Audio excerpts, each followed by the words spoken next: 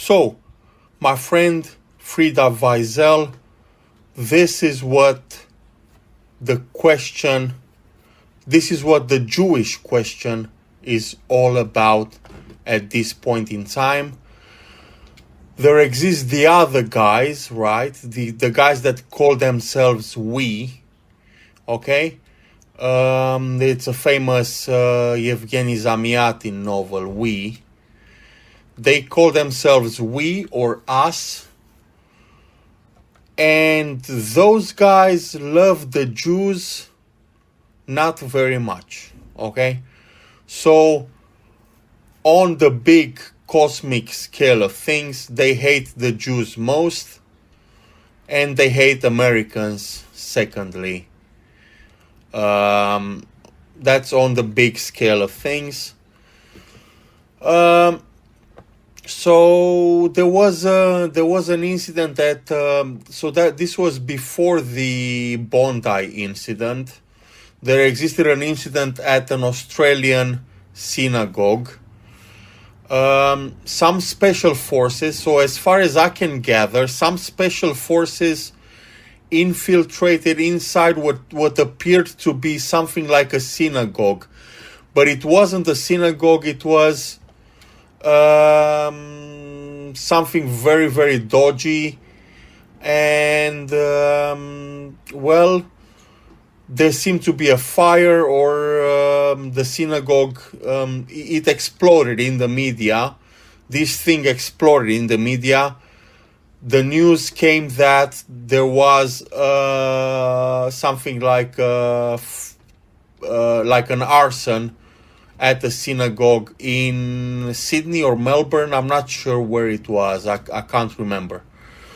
So these guys, some of these guys, a faction of these guys, namely the Assyrians, they call themselves the real Jews, and so they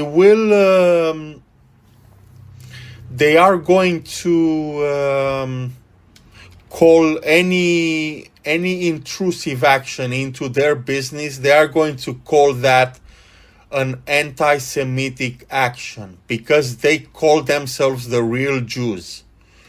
When they aren't the real Jews live in Israel and around the world in their communities.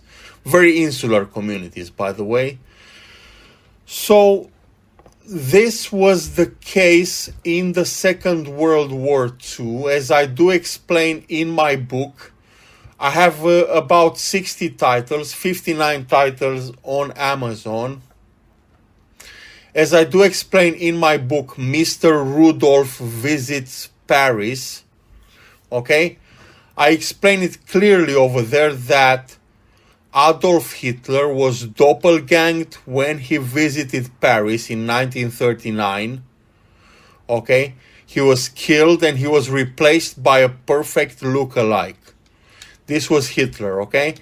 And what followed, we all know.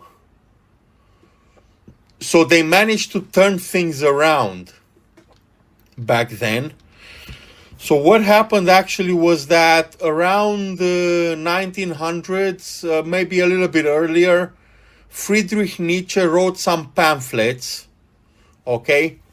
We have some of them remained, many other were burned and they got lost. Friedrich Nietzsche wrote some pamphlets, and those pamphlets scandalized many people, including the Jewish communities, okay?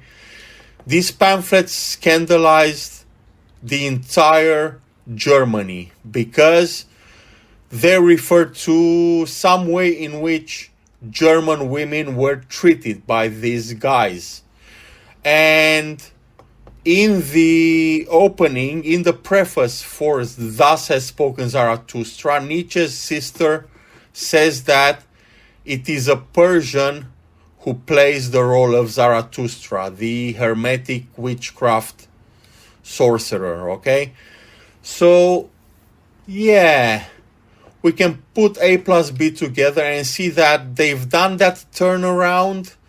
They managed to do that turnaround during the Second World War. They are trying it to this day. Okay, so blame the Jews. Don't blame us. Don't blame we. Blame the Jews.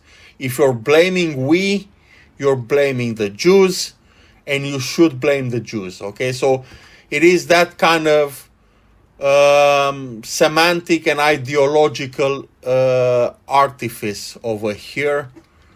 And in my opinion, in my humble opinion, anti-Semitism is actually for people that haven't done their homework at all. Okay, so if you're an anti-Semite, you haven't done your homework. If that kind of discourse is appealing to you, then, well, good luck. You don't belong in the 21st century.